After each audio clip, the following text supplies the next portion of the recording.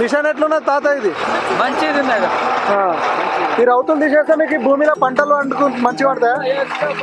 పని సాగుతాయి, కలుపు సాగుతాయి, బిడ్డలు సాగుతాయి, అన్ని పని మాకు మీకు నచ్చిందా ఇది మిషన్? నచ్చింది.